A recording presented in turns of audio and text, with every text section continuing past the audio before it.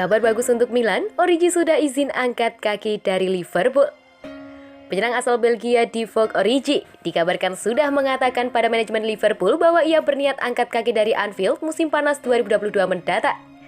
Origi sudah menjadi bagian dari skuad Liverpool sejak tahun 2014 silam. Ia memang menjadi salah satu pemain kesayangan supporter The Reds. Akan tetapi, Origi sebenarnya kesulitan untuk bisa mendapat jatah bermain sebagai starter. Ia cuma kebagian peran sebagai super sub saja sejauh ini. Posisi kini makin didesak ke bangku cadangan, pasalnya Liverpool baru saja mendatangkan Luis Diaz. Masa depan Divock Origi sendiri sekarang tak menentu, sebenarnya sudah ada beberapa klub yang sebenarnya menawari Origi. Namun Liverpool tak kunjung melepaskannya. Kini kontraknya akan berakhir pada musim panas 2022 nanti. Jadi ia bisa pergi secara gratis, namun kabarnya masih ada peluang bagi Origi untuk mendapatkan kontrak baru di Anfield. Namun sepertinya Origi akan cabut dari Liverpool pada musim panas 2022 mendatang. Pasalnya, striker 26 tahun tersebut sudah mengatakan dirinya ingin angkat kaki dari Anfield musim depan. Kabar ini diklaim oleh Football Insider. Laporan itu menyebut Origi ingin mencari klub bersedia memberinya jaminan bermain secara reguler. Jika kabar itu benar, maka ini akan menjadi kabar yang bagus bagi AC Milan. Pasalnya, Milan memang disebut ingin merekrut dari Liverpool pada musim panas 2022 nanti. Divock Origi dianggap cocok mengisi lini serang Milan sebab ia masih muda, versatil, dan punya banyak pengalaman bermain di level tertinggi. Selain itu, ia juga cocok secara ekonomi sebab ia bisa direkrut secara gratis oleh Milan.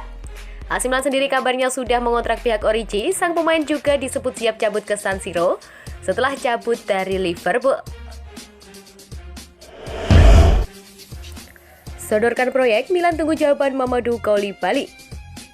Antonio Vitello dari Milanese merupakan salah satu sumber yang memberikan konfirmasi mengenai pemberitahuan dari La Gazzetta dello Sport yang menyatakan bahwa tim pencari bakat Rossoneri telah memasukkan Koulibaly dari Akademi Monaco dalam radar mereka.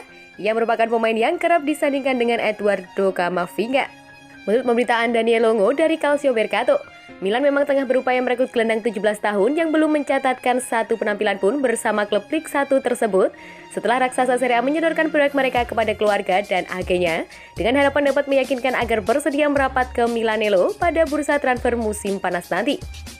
Starlet asal Senegal tersebut dianggap sebagai salah satu talenta terbaik di dunia saat ini dan karena itulah ada persaingan sengit dalam perburuan servis remaja berbakat tersebut. Kendati demikian, ia tergoda dengan proposal yang disodorkan Rossoneri kepadanya. Kendati demikian, hingga saat ini masih belum ada memutuskan apakah akan meninggalkan Monaco atau tidak. Milan sendiri ingin mengulang transaksi transfer Piré Kalulu dari Lyon pada musim panas 2020 lalu dengan memboyong Koulibaly dengan status bebas transfer. Meskipun besar kemungkinan mereka akan membayar biaya kompensasi kepada klub Liga 1 seperti yang mereka lakukan pada bek 21 tahun Prancis. Kalahkan Cagliari, Pioli puji kecerdasan duo fullback Milan. Dalam kemenangan 1-0 atas Cagliari, Rossoneri menerapkan taktik berbeda dari yang biasa dilakukan untuk dua fullback mereka, yang lantas membuat Pioli memuji Hernandez dan Calabria dalam konversi pres pasca pertandingan. Publik terbiasa menyaksikan pemain internasional Prancis menerobos sisi kiri lapangan dengan bola, dan hal yang sama pun dilakukan wakil kapten Milan namun dengan intensitas yang lebih rendah. Kendati demikian, di Sardinia keduanya kerap berada jauh di dalam kotak penalti. Mantan bintang Real Madrid hampir terlihat seperti gelandang tambahan juga menerima bola dengan kakinya ketimbang ke ruang kosong. Saat ditanya mengenai perihal tersebut oleh Sky Italia, Pioli mengungkapkan alasannya. Saya beruntung memiliki dua fullback sangat cerdas yang mengetahui bagaimana membaca ruang. Hari ini Cagliari cukup agresif di sayap dan membuat kami mendapat lebih banyak ruang dalam di lapangan. Kami bagus ketika Anda memiliki pemain-pemain cerdas dan bertekad, segala menjadi lebih mudah. Kami memiliki musim yang bagus tetapi masih panjang, ujarnya. Memang benar solusi tersebut kerap menghasilkan kesempatan mengingat Hernandez juga sangat bagus dalam menggiring bola di tengah lapangan. Calabria pun mampu melakukan kelebihan, banyak intercept dalam situasi-situasi tertentu dengan segera memenangkannya kembali. Pioli ungkap dua pemain Milan alami aksi rasial di Cagliari. Pelatih Stefano Pioli mengungkapkan bahwa dua pemain AC Milan yakni kiper Mike Maignan dan bek Fikayo Tomori mengalami serangan rasial dari supporter tuan rumah saat meraih kemenangan 1-0 atas Cagliari dalam lanjutan Liga Italia di Sardinia pada Sabtu waktu setempat. Mike memberitahu saya bahwa ia merasa mendengar beberapa hinaan dari belakang gawang, kata Pioli kepada Dan selepas laga seperti dilansir dari Rose Ahad. Hari ini pertama kalinya ia beraksi seperti itu, jadi jelas ada yang terjadi. Tomori juga menyampaikan hal yang sama, setiap kali hal semacam ini terjadi, semua pasti sepakat bahwa tidak ada yang pantas mendapatkannya, ujar dia menambahkan. Maignan yang berada di gawang dekat tribun supporter Cagliari berselebrasi dengan Tomori selepas peluit bubaran sebelum menjadi korban serangan rasial yang belakangan memati aksi saling dorong antara pemain kedua tim. Pertandingan Serie A ini didedikasikan untuk mereka yang berdiri melawan rasisme. Tapi, jalan masih begitu panjang dan kita harus terus bertarung bersama. Cuit Milan dalam bahasa Inggris dan Italia melalui akun Twitter resmi mereka.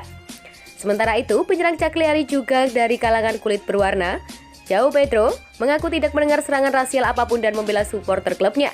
Meski ia tak menampik bahwa posisinya tidak lebih dekat dari Maignan ke tribun supporter tuan rumah. Saya tidak mendengar apapun, ini adalah masalah yang rumit. Tapi pada dasarnya, saat itu saya berada di tengah lapangan, katanya. Ini bukan situasi yang menyenangkan untuk dibicarakan. Tapi saya telah berada di sini selama 8 tahun dan saya akan membela para supporter karena saya tidak mendengar apapun, ujar Pedro. Rasisme dan serangan-serangan rasial bukan sebuah rahasia lagi bagi sepak bola Italia. Meskipun pemangku kepentingan dalam beberapa tahun terakhir gencar melancarkan kampanye kesadaran, mantan pelatih tim nasional Italia Antonio Conte bahkan sempat menyatakan bahwa ia tidak kaget dengan tren rasisme yang memburuk di Italia saat ia kembali ke tanah kelahirannya untuk pelatih Inter Milan musim lalu.